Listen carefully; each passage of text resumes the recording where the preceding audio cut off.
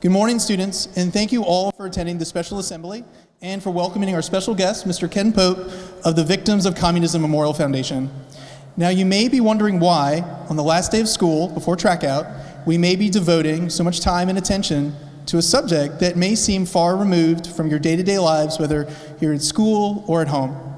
In my years of teaching, I've noticed two things about my students. They love technology, and they have no fear of communism. Both factors arise from the fact that you guys have grown up with smartphones, smart speakers, smart refrigerators. Those have all become the norm, whereas nations and peoples living under communist regimes seemingly have not. The Soviet Union fell in 1991, and since that date, the norm has been that capitalism has won, communism is lost, and is no longer an ideological threat to the freedoms and the social mobility that we enjoy here in the United States. Many people, even leading academics, treat communist regimes as a misguided experiment that, if only implemented well enough, could lead to the utopia that Marx promised his followers. The reality of life under a communist regime is very different, though, and the tragedy of the 20th century should reinforce this fact. But these facts are obscured and buried, and the real people, human beings made in God's image, who suffered and died under such oppressive dictatorships, have been forgotten. As a result, I wholeheartedly support the work of the Victims of Communism Memorial Foundation to honor the memory of the literal millions of people who have suffered and died in such regimes throughout the world.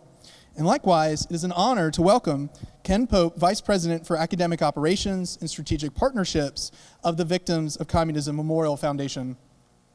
Mr. Pope served our country in the United States military for 34 years, armored cavalry troop during the Gulf War, armored reconnaissance, special operations. He served as a Russian foreign area officer and has served in a wide variety of assignments in Russia, Ukraine, Estonia, Azerbaijan, Georgia, and Kosovo.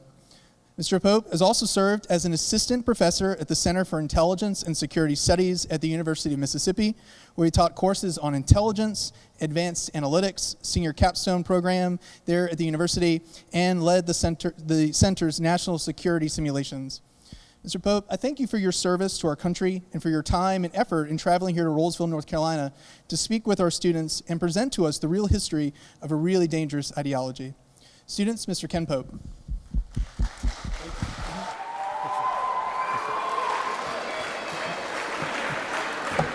Okay, well, thank you. I don't want to be the one who stands in the way too long of you going on your break, so we'll make this in the time allotted, but I just want to say thank you for allowing me to come and talk to you today. So what we're going to talk about is this thing called communism, socialism, Marxism. We're going to review it from the perspective of what did Karl Marx say, what did he believe, what did his theory tell us. Before I do that, just briefly about my foundation. So our foundation has been around for 30 years, and it was designed to recognize the over 100 million people killed by communist regimes since 1917. So 100 million people. We'll talk about that big number a little bit later as we go through it. We have set up a monument in DC that recognizes those victims, but we also opened a museum up about 2 years ago, about 2 blocks from the White House. So if you guys are ever up in the DC area, we'd love to have you come up, take a trip up there to come visit the museum, see it, see some of the artifacts, and see some of the history. And we provide lectures like the one I'll be giving you today while you're up there. So it's a good experience. We hope you'll come join us. So just quickly, we're going to review the history of Karl Marx and his most famous contribution, which is the theory of socialism to communism. And so during this presentation, I'm going to ask you to listen to those from Marx all the way up to present day who have advocated for something similar to a Marxist regime or socialist or communist systems throughout its 100-year history. And I'll ask you to think critically about what you're going to hear and ask yourself a couple questions. First, does what I'm hearing now sound familiar with anything I'm seeing today? Why might that be happening? Should I be concerned about it?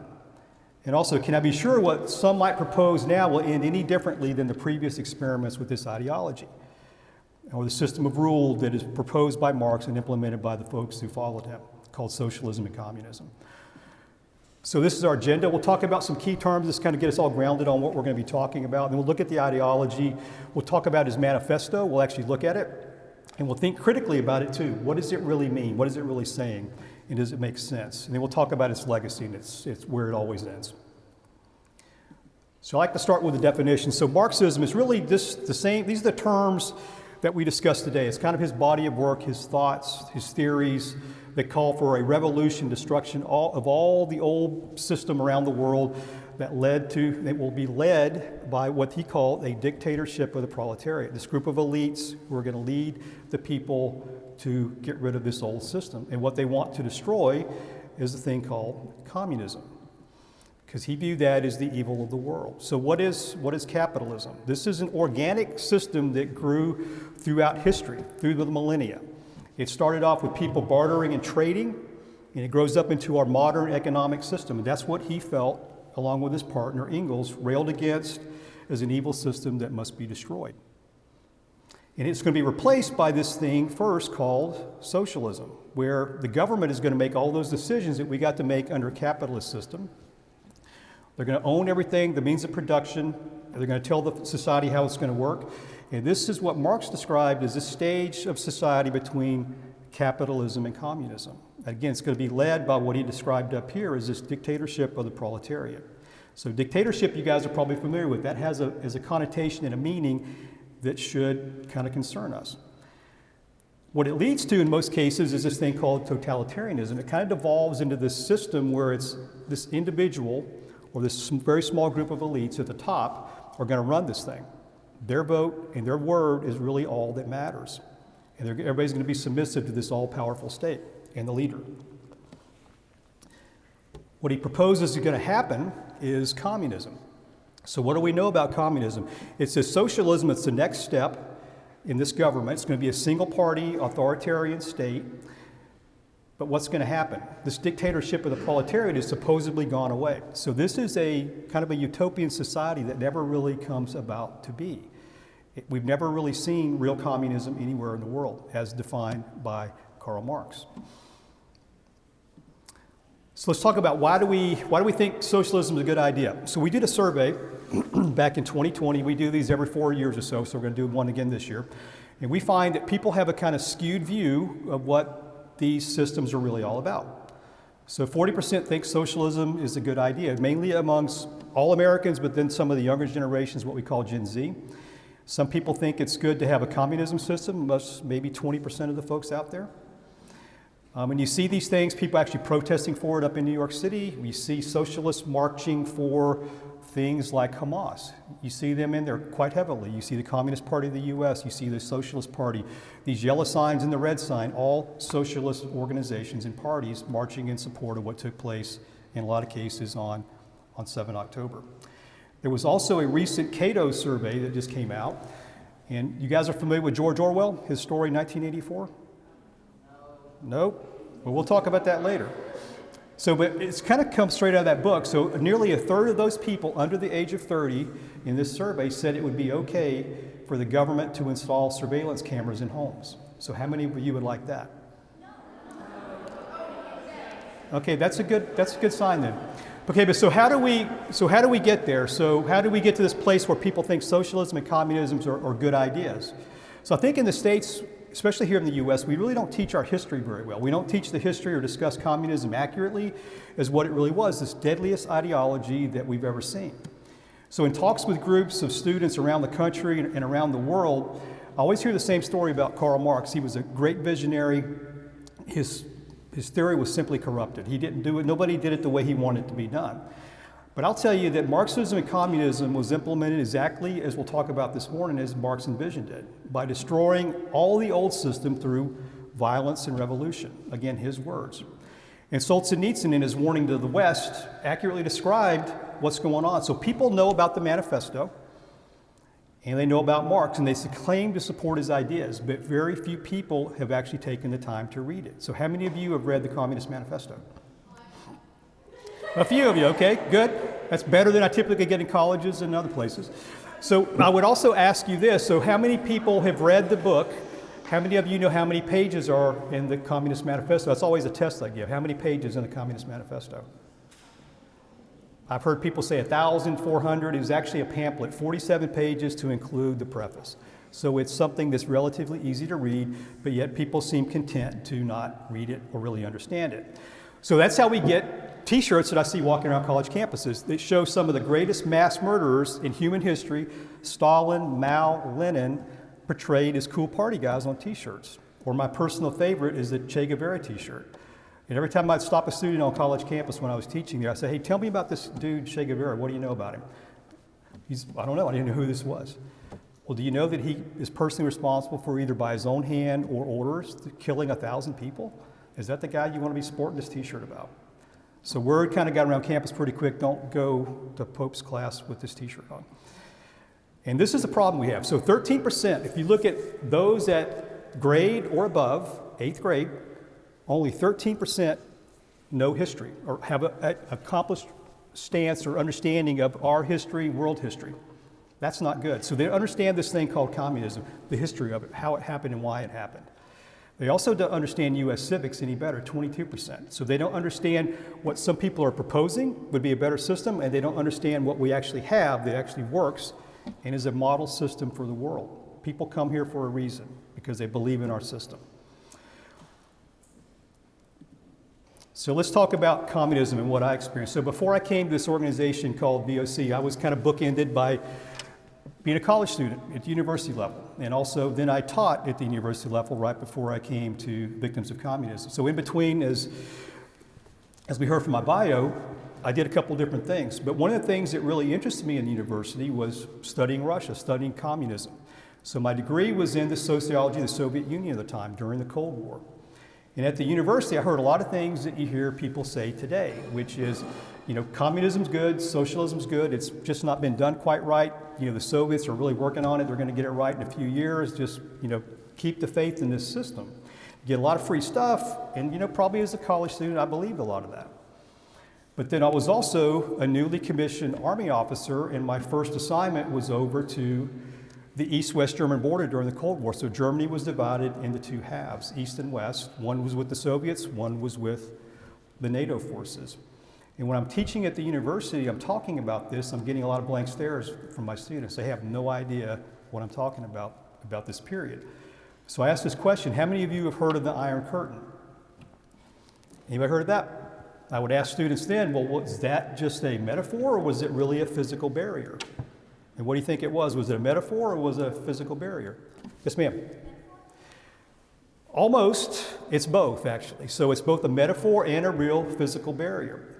And during the time I was over there, it was a barrier with walls, barbed wire, electric fences, guard towers, landmines at some points of that period of time, all designed to keep almost 400 million people behind a wall because communism or socialism was so good. They had to keep people locked up.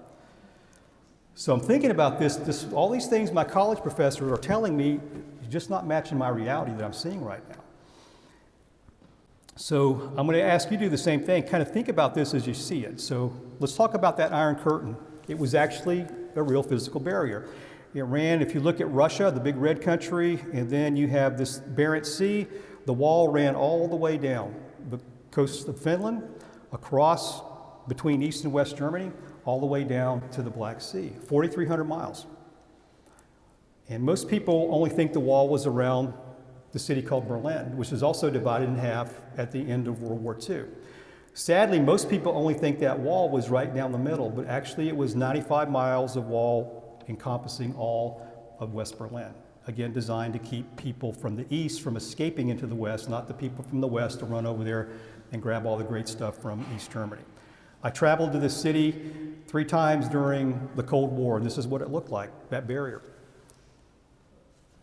You had guard towers, you had the anti-tank obstacles there, you had fences, you had walls, all designed to keep people locked in behind this system that was so great.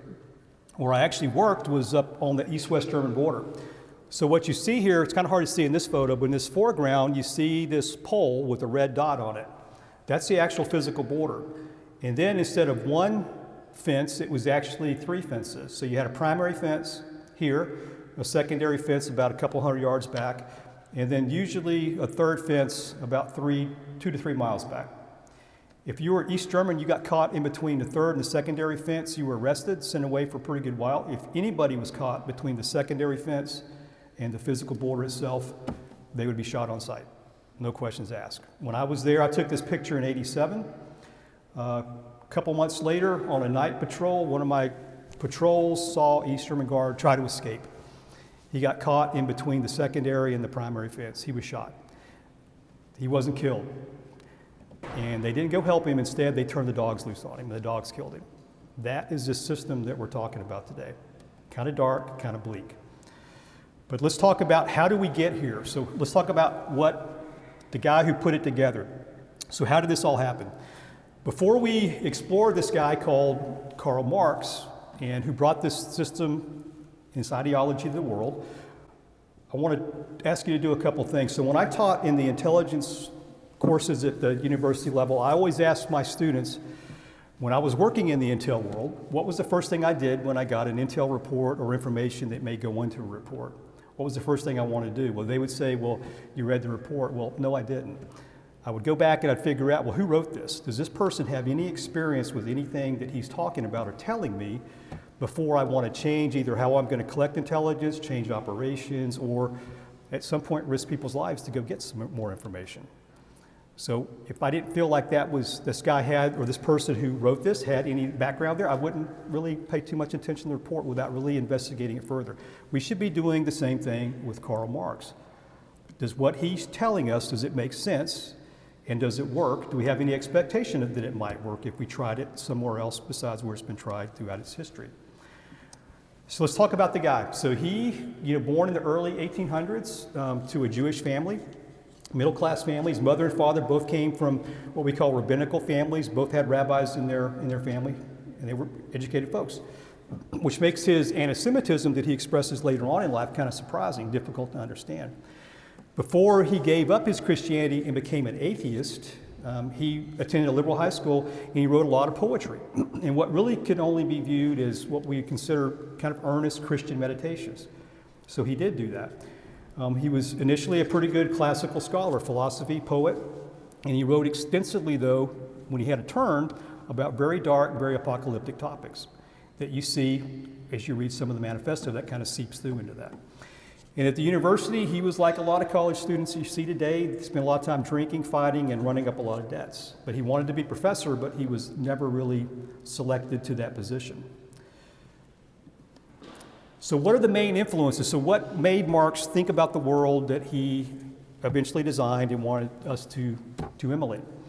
So a friend of mine, Professor Lely Vicious, teaches at the University of Tennessee. He had this kind of great readout of what was influencing Marx in his world.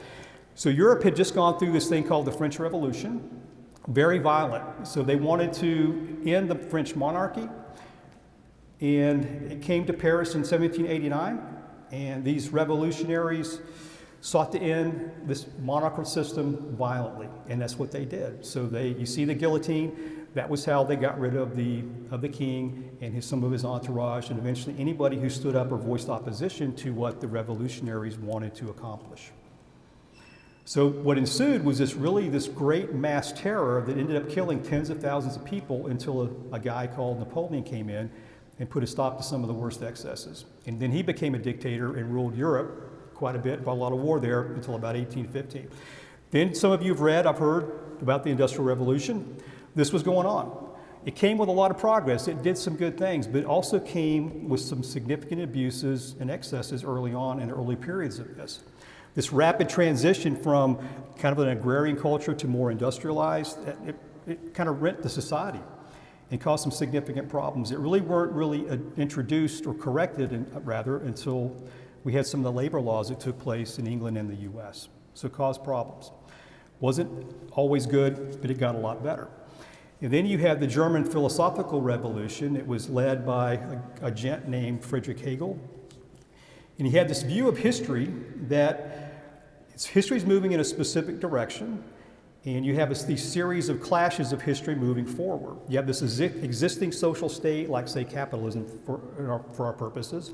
It's going to meet some opposing thing. Maybe the workers don't like what they're doing. You may have some folks who are involved with the socialism. There's going to be a conflict. And then out of that, something new is going to take place. Something new is going to appear. So Hegel attempted to identify really not with a socialist system, but more of a conservative, what the Prussian system was at that time. And that was more capitalistic and very nationalistic. But some of his disciples, some of the guys who followed Hegel, went a little bit differently. They were called the young Hegelians or the left Hegelians, and they wanted to destroy a lot of things like Marx will talk about in his manifesto. He wants to get rid of this old society that we've been talking about.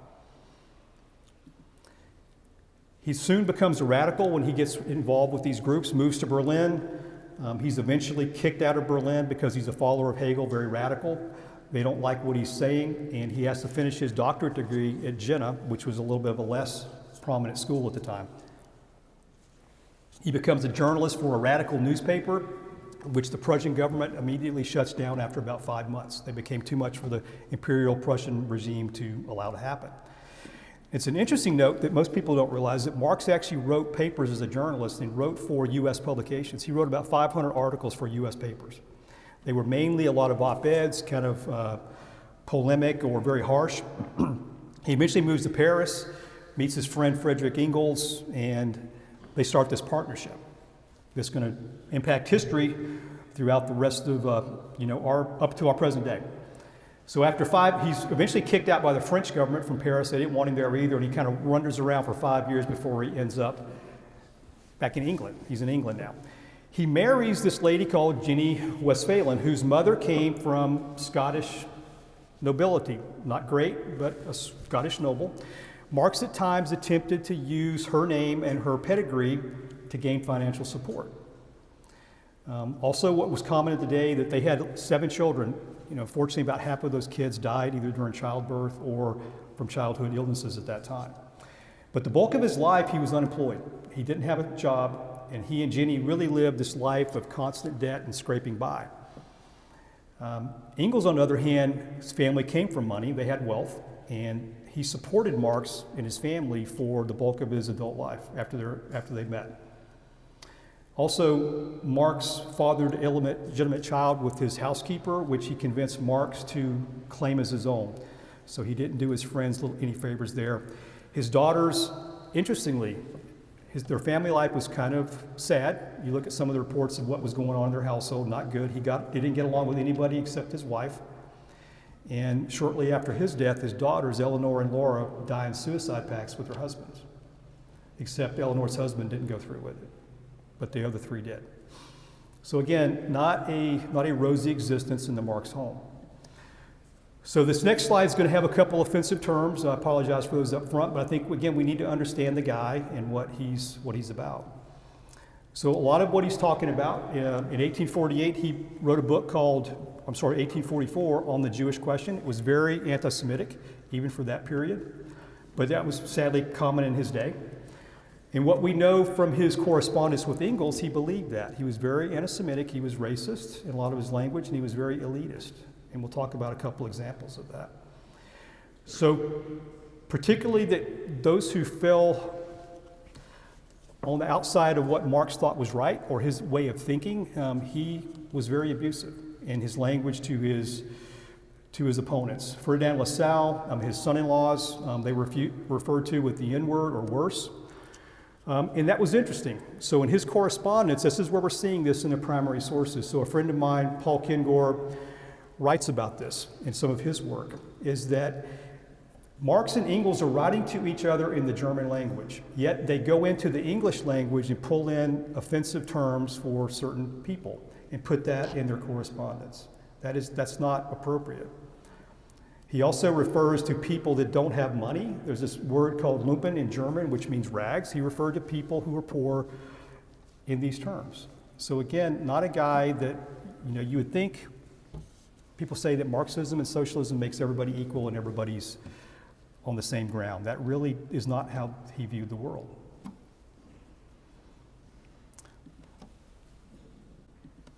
So that's kind of a snapshot of Marx, who the person was. So let's take a look at his manifesto. What is he really wanting to do? What is he going to have to do? What does he say he's going to have to do to achieve this thing called communism, to make it work? So he had this theory of history, it's all material, this dialectical history, this material concept of history. And it drew on a couple things that we talked about already. This French Revolution, the politics, this English economics, the German philosophy.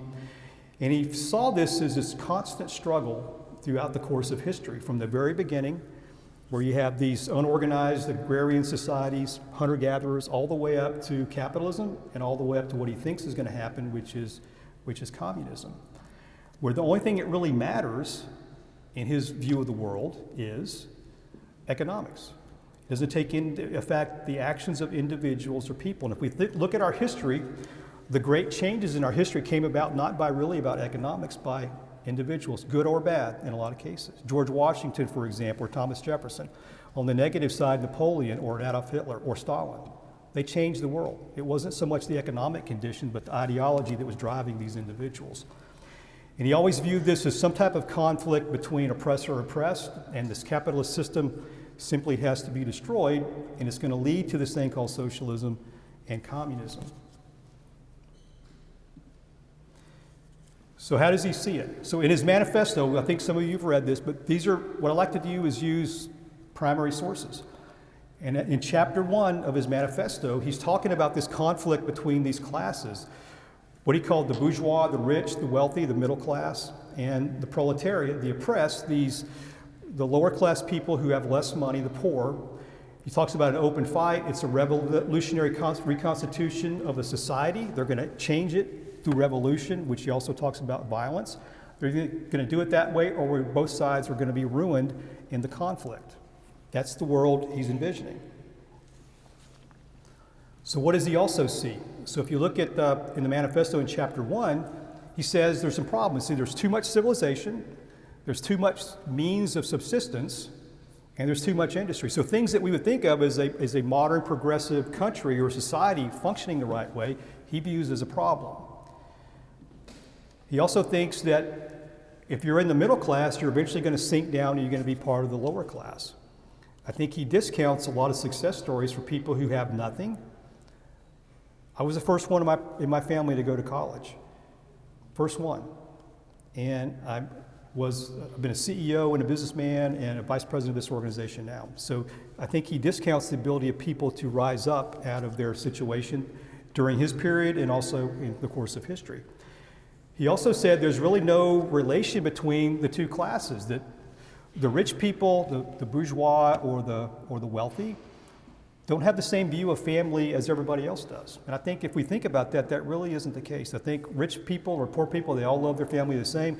They also have a view of the national character of a nation, the laws, nationality, religion. It's all important to people in different ways, no matter where you are, who you are.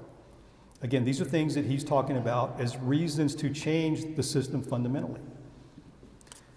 So how does he see this unfold? He sees it, again, capitalism is going to be overthrown. Rise up and overthrow the bourgeois government. Again, not organically like capitalism. This system here is always imposed. It's never just something that happens. This has to be imposed on a society because nobody really willingly puts this in place. With a couple very rare examples that we can talk about during the questions and answers. You get socialism. And here there's going to be this dictatorship of the proletariat. These people are going to kind of guide the workers and tell everybody what to do. This is the type of society he's thinking that he has to do to create in order to make a world which is the next step in stage 6, which is communism. What does he want in communism? He thinks in communism you're going to have governments are no longer going to be needed, they're going to go away. And the world will become stateless, and there's going to be no more wars, there's going to be no more competition, everybody's going to be happy. Do we think that's really possible in our world today or any time in history? Probably not. So in order to get there, he created or recognized there's 10 things that he has to do to create a communist society. And when I talk to student groups across the country, around the world, especially college students, they really don't realize what he's really after. So communism, again, seeks to destroy all aspects of this, what we call a bourgeois society. And they're going to replace it with something else. And the means to do that is violence and revolution, to establish this new system. So when I talk to people and we start going through this list of things, I'll start with abolition of private property. Nobody's going to have anything of their own anymore. And I talk to students and they think, well, that's okay because I don't have anything. It's not that big of a deal to me. But as you start working your way down the list, it becomes a little more problematic for folks. So you don't get to inherit anything anymore. So people who thought they're going to inherit their parents' money, their cars, their homes, their houses, well, that doesn't happen. So people start to think a little bit differently about that then. We all know that he wanted to put the hands of the government in control of everything, the production of the state, the means of communication. Here he meant like getting around, but it eventually becomes how we talk to each other, how we communicate with each other. And the other one that most people don't like is equal liability to work. Everybody's going to work. Whether you work where you want to or whether you're going to work where you're going to be told depends on where you fall in the status of this society. If you're a Communist Party member in good standing, if you are from a minority group, I got friends who lived in these societies. Some are Jewish, some are from minority groups in those countries. If you are a minority, you did not get to go to the school you want to. You did not have the job you wanted to. If you became a dissident like Václav Havel, who became a dissident during the 70s, was a poet, writer, great mind, comedian, and wanted to be doing that. But because he ran afoul of the Czech Communist Party, anybody know what he did for a while, besides go to prison? He shoveled coal in the bottom of an apartment building. That was his job. So here too, if you're in this society where something like that, this was to happen, you could be the best scientist, mathematician, or anything else in the world, and if you run afoul of the government, then you could be harvesting wheat in Kansas on a farm as opposed to doing what you want to do in, say, Charlotte or Raleigh or up in the DC area. That's the system. Education is also free, but it's a lot of indoctrination, not really education as we would think of it, what you're getting here, critical thinking. So it's fundamentally different than our system. So in our founding documents, we talk about our rights, we inherit those, it's inherent to us as a person, granted to us by our Creator. That's what our documents tell us. Here, if you look at this, it's the government telling the people what it's going to do to them. It's not telling the people what their rights are, it's telling you what the government's going to do to you as an individual and as a society. Any rights come from the state. Focus really in all these systems is always protecting the elites, and it always devolves to one guy at the top. Always protecting that individual first and foremost. And because communism and socialism are always perfect, their view of the individual, the state, and the ruling elite are always infallible. So if there's a problem, if there's a famine, people are hungry, or we can't get the things we want in our society, there's always somebody else to blame. It's a traitor or somebody else, but it's not us. So instead of this thing occurring naturally, again, it's going to be imposed, this ideology, and maintained through power and violence. So he talks about a civil war. We're going to overthrow this system. We already talked about that. We talked about in the second piece, I think this is really where Marx lays out what he wants. He talks about this in chapter 2 of the manifesto. What he really wants is to overthrow this system, but he wants the conquest of political power by the proletariat. And who in the proletariat is going to be the ones who wield power? It's going to be a dictatorship. Again, those elites at the very top. And as Solzhenitsyn said in a warning to the West that we talked about up front in the presentation, this is what they plainly say in chapter 4 of the manifesto. They are not concealing their views about what they want. They want this forcible overthrow of all existing social conditions, not just the economy, not just the politics, but how family operates, how marriage operates, how property is handed out or given or earned. All that is going to be decided by the state, not the individual, and not what the market or what our economic situation dictates to be best. So that's what he wants. That's how he envisions implementing it. And this, let's talk about, does that make sense? So just based on what we're looking at now, we've talked about the things he wants to do. Let's talk about what he envisioned as part of this system. I'll just read this to you. So in a communist society where nobody has exclusive sphere of activity, society regulates the population and thus makes it possible for me to do one thing today, another thing tomorrow. I can hunt in the morning, fish in the afternoon, rear cattle in the evening, criticize after dinner, just as I have in mind to do, without ever becoming either one of those things. So does that make any sense? How would a society work like that? Think about the economic conditions. So how might an economy like that work? If the guy we expect to have our groceries in our grocery store stocked, if he's out fishing all day long, the guys who drive the trucks that are supposed to bring the food to the market is fishing or hunting all day, how do the stores get stocked?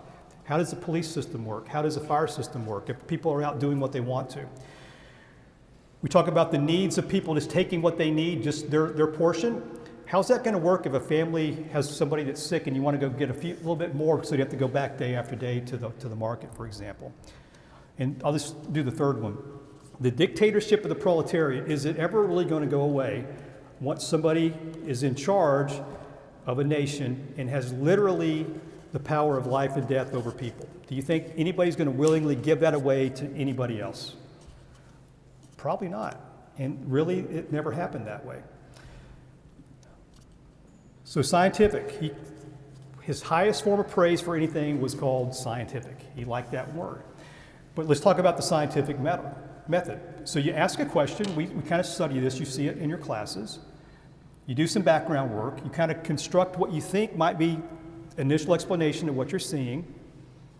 You test it, you kind of get all the way through the system, you communicate your results. That's to me called peer review, where you send it out and let people take a look at it.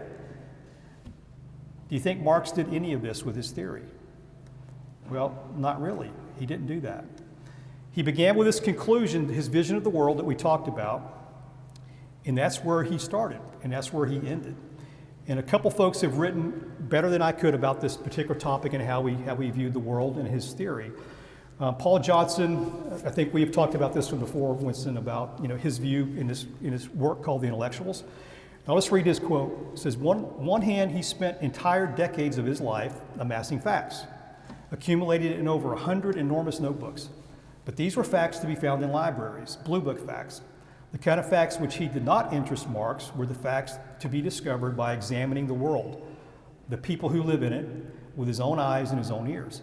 He was totally and incorrigibly desk-bound. Nothing on earth would get him out of his library or his study.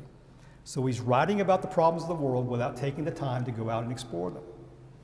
There's no evidence that he actually went out and spoke to anybody in a factory or a farm or anything else to see if his ideas might have any work. In fact, the people who had experience in these fields that were socialists, he worked to expel them from the party so his view would reign supreme. He violently attacked anybody who criticized his work. And just one last quote on this one. So this is from philosopher Karl Jaspers. So the style of Marx's writing is not that of an investigator. He does not quote examples or adduce facts, which run counter to his own theory, but only those which clearly support or confirm that which he considers the ultimate truth. The whole approach is one of vindication, not investigation, but it is vindication of something proclaimed as perfect truth, with the conviction not of the scientist, but of the believer. So his theory, in essence, becomes a religion. And we're going to see this trend as we look at the history of the 100 years of communism. So let's take a look at where this started first. So we have the Russian Revolution. Russia, the first country that experiences what we call communism, socialism. So it's talked about as a Russian Revolution, but really it's a coup. If you think about Russia during this time, it's World War I. Russia's not doing badly in the war. They have a lot of problems at home, to the point where the Tsar is considered too weak. He advocates a weak interim government takes over and tries to run it. And this guy is lurking in the background called Vladimir Ilyich Ulyanov, Lenin, who is a devoted follower of Marxism, socialism, regales his sister all the time at their house with stories of Marx and how great a man he is. He also has some personal problems with the Tsar that most people don't realize, that his brother was executed by the Tsar for trying to assassinate the Tsar. So not a lot of love lost between Lenin and this guy he wants to see go away. So Lenin wants to take this theory and implement it in Russia. And he's willing to do that, or able to do that, because of three very important factors. His Bolsheviks, the party that he's in charge of, the group he's in charge of, is the best armed, they're the most organized, and they're the most willing to do violence. And that's how they do this. So this was not a bottom-up revolution that we talk about so often, but it's really a top-down coup with this group taking over the key organs of the government. It's only then that he initiates his class warfare against these groups that we've talked about, the bourgeois, the rich, the wealthy. And I get this comment all the time that Lenin was the good communist. We just didn't understand him correctly. But Lenin killed 7 million people during this transition, 7 million people. And the people who grew up with both him and Stalin, the guy that we always consider to be bad, they considered Lenin far worse. He just died early. because of an assassination attempt and a stroke. Otherwise, they think he would have been worse than Stalin was. So when these things take over, these regimes trying to implement this stuff, you see a very common pattern, common to all these. And first is a loss of basic rights. You no longer have the freedom of speech. There's a lot of censorship. There's compelled speech soon. No longer just saying nothing is good enough. You now have to kind of spout the party line. People are denunciated or denounced. We think we're Americans, we're smart. We invented the cancel culture. We really didn't. They did. And it was far more robust back then than what we have today.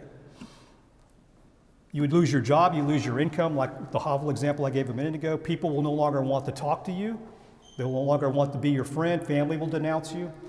It becomes loss of freedom and employment. You're now going to be told where to work, like Havel was, in the bowels of this building. There's this myth that we treat in communist or socialist societies minorities well.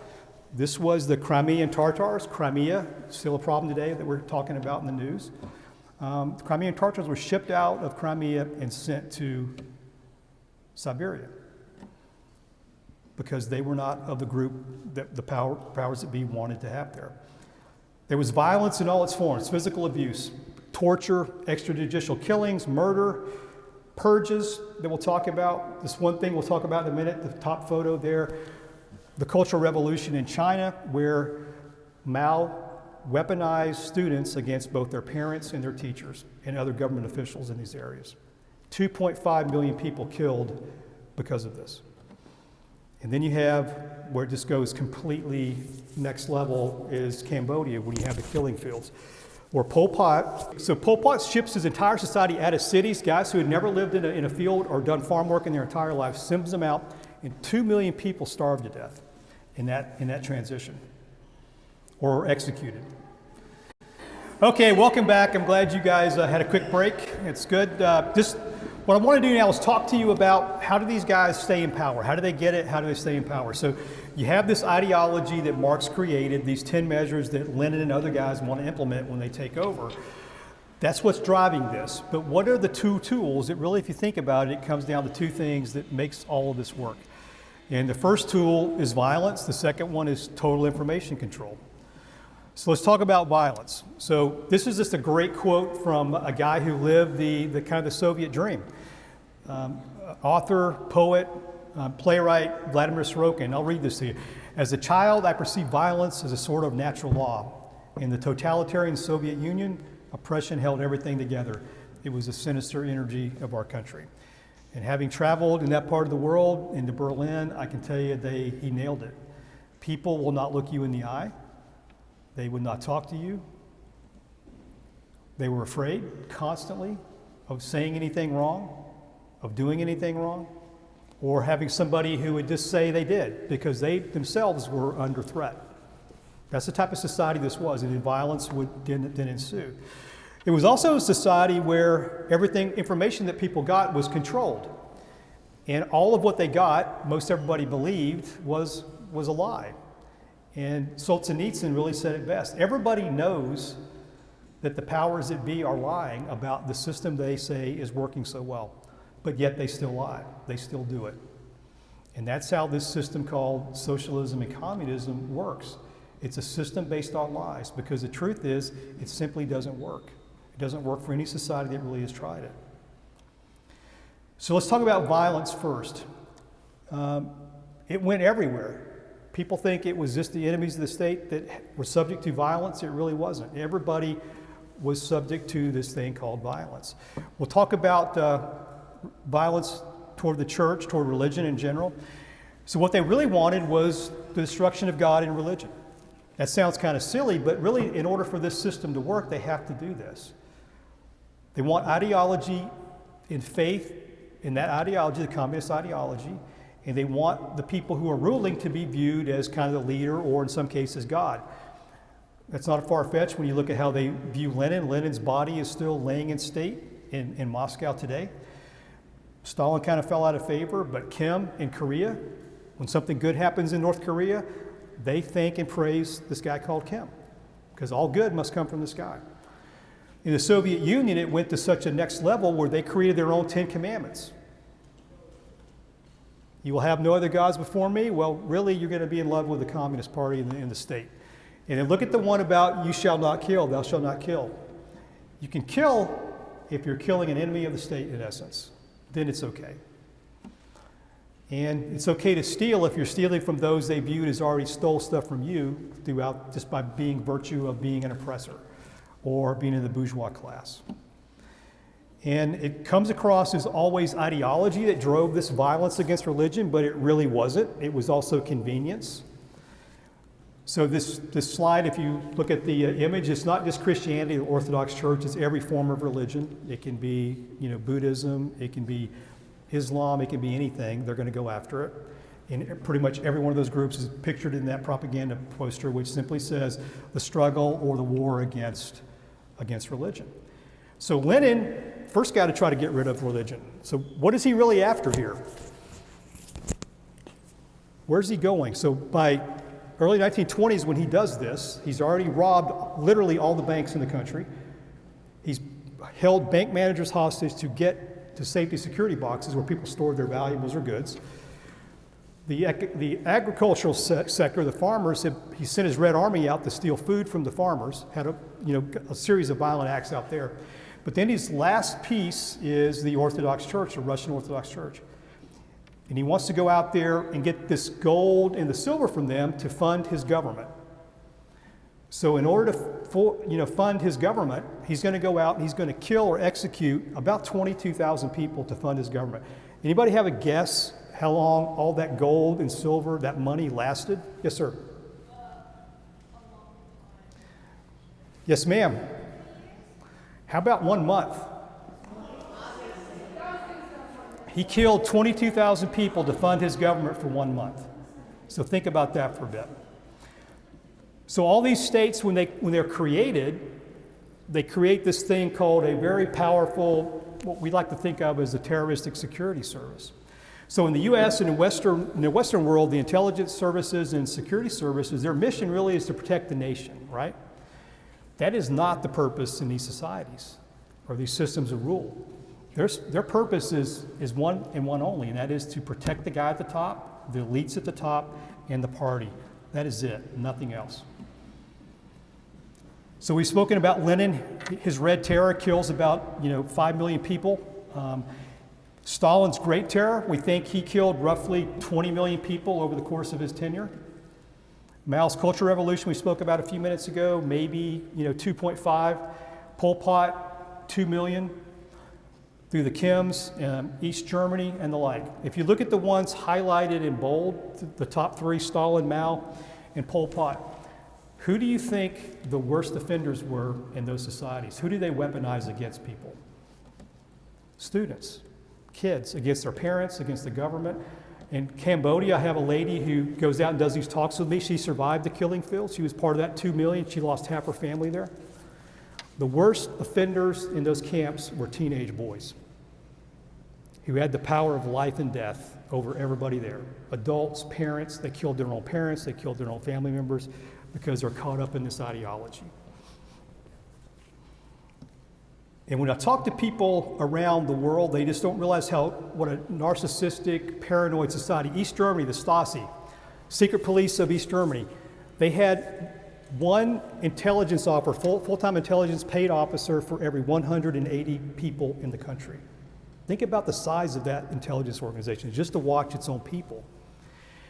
And when I talk about some people, they think this, this cancel culture and everything that we kind of do to each other is okay and it's good. But I got a warning for those folks who believe that, is that the system always comes back and bites you. So the 2,000 top Communist Party members in the country in 1934, the members running the country, the top 2,000, Stalin executes about 50% in 1 year. The very top, the top 139 think of the Politburo, the Central Committee members, 70%. He executes over 70%. Those are the guys who thought they were safe. Yes, sir. I think Joseph Stalin killed more people than Adolf Hitler. You would be correct.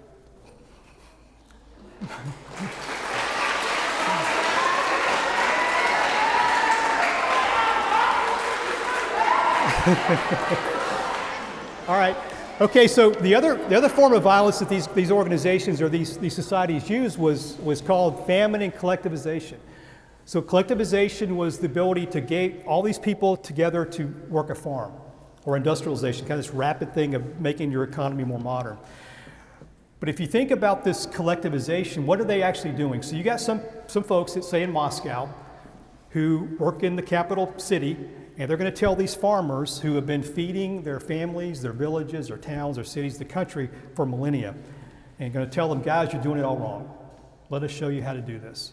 And what happens? What happens in every case is leads to famine. Some of them are engineered. Stalin in Ukraine.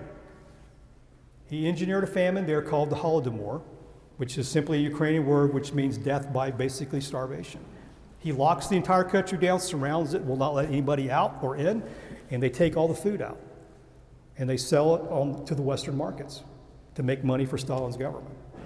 And 6 to 10 million people starved to death. There was the law they created called the law of 5 heads of grain. If one of you were to be caught in Ukraine at that time with as little as 5 heads of grain in your pocket, you could be shot or sent to prison. That was their society. Mao takes it to another level. So he wants to industrialize rapidly. So he has his farmers, he gives them quotas. I want to create more iron to power my industrial system. So he gives these farmers quotas on smelting pig iron. That's usually worthless. So if they're smelting pig iron, what are they not doing? They're probably not growing food, right?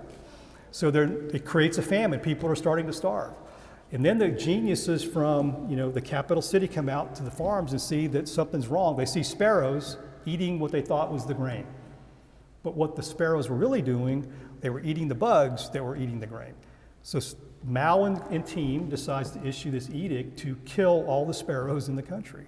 So they tried to exterminate sparrows. It supercharges famine, and that's why you had 43 million people starve to death. Again, these societies, the government is never wrong. Again, none of these guys usually have any experience running anything. They're propagandists, they're polemists, but they are not really anybody who can run a business. And all decisions that really matter are run by the party. So that's the violence aspect. So let's talk about this thing called information control. So total control of all means of communication. So it starts with Lenin. When he takes over, one of the first things he does is grabs all the printing presses. So it's now illegal to have a printing press in Russia, what becomes the Soviet Union. So they have controlled they start to control every bit of media as technology progresses, be it the printing press, TV, radio, and the like. And then it becomes no longer just not good enough not to speak, then you have to agree with the lie or you're going to be condemned. You have to parrot the party line. And someone always is to blame, not the party, not the system, not the Lenin, not the Stalin, not the Mao. Somebody else is always to blame. But it creates a system that George Orwell called, the system of doublethink, where I could think something really like, say, I think Stalin's a blithering idiot, right?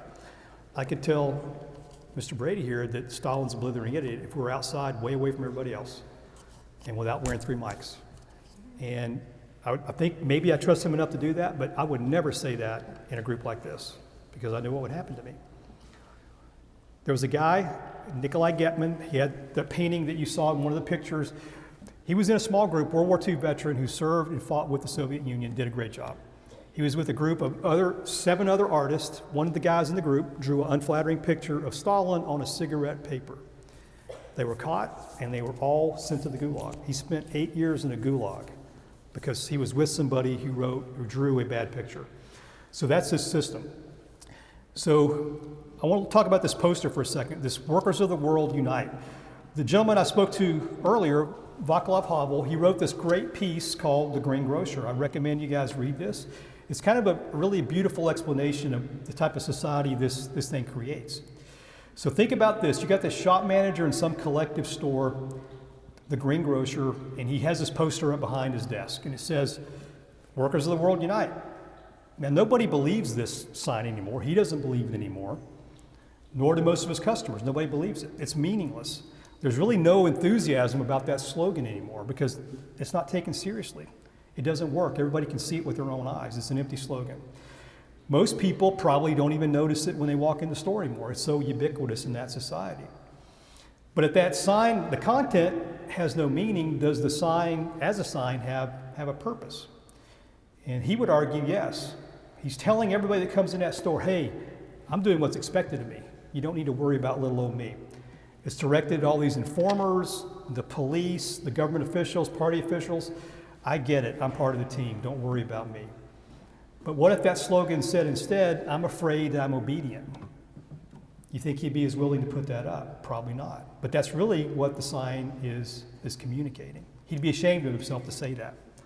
So why does this Communist Party bother making people put up these silly signs? And what Havel says, it's this ideology, it's kind of a spacious way of relating to the world. It's a world of appearances trying to pass for reality. But everybody sees it now. It provides this illusion that the aims of the system and the aims of the party are all in sync and everything's going well. So why do they even bother to do such things? Because it's not important if you believe the lie, it's important that you act like you do. And that's what they're after. They want people to act like they believe the lie. Because also what happens is each seemingly small ask, like putting this little poster up behind the cash register, makes the next one they ask of you so much easier. Because everybody is afraid. And that's what Havel talks about. It's a system that lies and falsifies virtually everything. And they pretend to fear nothing, but they really are pretending about everything. So let's just talk about some brief numbers and we'll close up so you guys can ask some questions. So we talked about this thing, 100 million people killed by communist regimes. So what does that look like since 1917? So I try to find a way to kind of portray this. So if you take and you kill every man, woman, and child in the western half of the United States, those states colored in red, that's what it looks like. That's what 100 million people looks like, dead. Okay? Then if you look at the people who did it, the communist governments that did it, so China was the worst offender, 65 million people. You got the Soviet Union. So the question is, everybody in here has probably had at some point or knows somebody that has passed away, and the feeling that has. Everybody's very sad and it hurts. But think about it, knowing that the reason your loved one's dead is because the government did it to them. Just because of, deliberately or through just neglect and incompetence. And that's what you have with this system. China obviously is the most prolific killer. Cambodia, again, 25% of the population was exterminated. All to bring about this thing called socialism and communism. And if you look at the remaining communist nations, so China, so think about communist China today, 1.4 billion still living under this system. You got this Uyghur group, this minority group who is Muslim. They're basically put into what we consider genocide. They keep them in re-education camps, concentration camps, if you will. There's death by organ harvesting. They take the organs for these people they want to execute. They recently ended their one-child policy back in 2016. 400 million forced abortions. And if you think about it now, our research team at VOC is looking into this one thing that we've seen is that if you have enough money, you can schedule your organ transplant in this country, which is not how it works everywhere else in the world. So think about the implications of that. And we kind of support that. We do a lot of business with them. I would challenge everybody in this room, before you leave today, is take a look at all the things in your bag, your purse, on your person, your phone. And I would ask you, if you dropped it in a pile over here, that people would need robes to leave the room. Because most of the stuff that we're wearing and that we have is made in China. And so we support this. So that's kind of a cautionary tale of things we need to do a little bit differently. Again, this guy Marx was considered this great economist. So if you look at the systems he created over time, they're always like a third less GDP than the West and the United States. It went that way throughout its history. From 1950 all the way through, and you can compare East and West Germany, you get the same result. And if you look at things that people were able to do, if you look at this one particular thing, in 1990, the wait to get a car in East Germany was 10 years if you wanted a car. You just didn't get one because you wanted to go out and buy it. That's how it worked. So let's close with this story. Boris Yeltsin's visiting the United States. He's going to be the new president of the new Russia later on. But in 1989, he goes back to the United States to visit NASA and to visit George W. Bush, H.W. Bush, down in Texas. He goes to this grocery store in Clear Lake, Texas, typical U.S. grocery store. He sees all these great goods everywhere, everything you could possibly think of. And he's stunned. He thinks he's being tricked. So he said, this can't be right. We know I don't have this at home. So they take him and say, go wherever you want to go. Well, then just take a look at a different place. So this is the supermarket in Clear Lake, Texas. So he leaves there, and he has this quote as he's riding this plane to Miami, because he realizes what's back home in Moscow. So he says, what have we done to our people? And that's a great question. So let me show you what this looks like in Moscow. So during this period, this is the same period of time, 1989. This is a typical grocery store in Moscow. Moscow is the capital city. The capital city and St. Petersburg are the two biggest cities. They have the most wealth, and they have a lot of stuff. These are the best stores. You can't even imagine what it's like if you go out in the countryside in Russia at the time, and this is what it will look like. But this is a typical store that I visited many times during my time over there. This is what it looks like.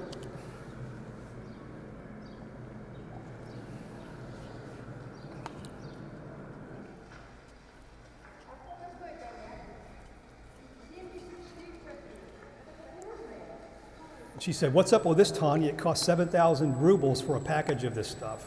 This is terrible. And watch this young lady here. So she puts the pack, and she's running. What is she running to? To try to find the next thing to throw in her cart before it's gone by other people rushing around trying to get everything. So they would go in pairs a lot of times to the grocery store to try to find stuff so they could buy it quickly. And you notice they got a lot of that one product, right? That box of noodles. This is a freezer section. This is what it typically looked like. Open containers, still out there.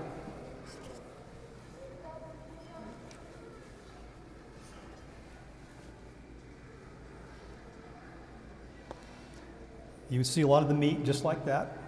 And that's done by the people going in to pull it open to smell it, because it's often rancid. It's not good.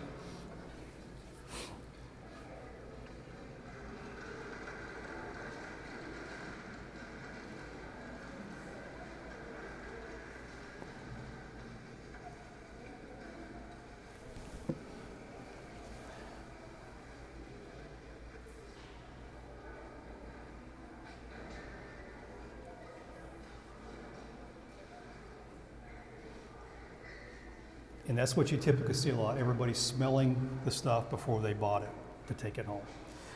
Okay, so I'm gonna pause there. So this is socialism and communism. Okay, it seems very attractive because it promises a lot, like Marx said. It talks about delivering this utopia. You're gonna have all these great free things, but this is where it typically ends up. Recent countries who have tried this model, Venezuela, probably one of the wealthiest countries in the world, South America for sure, abundance of natural resources, people are starving.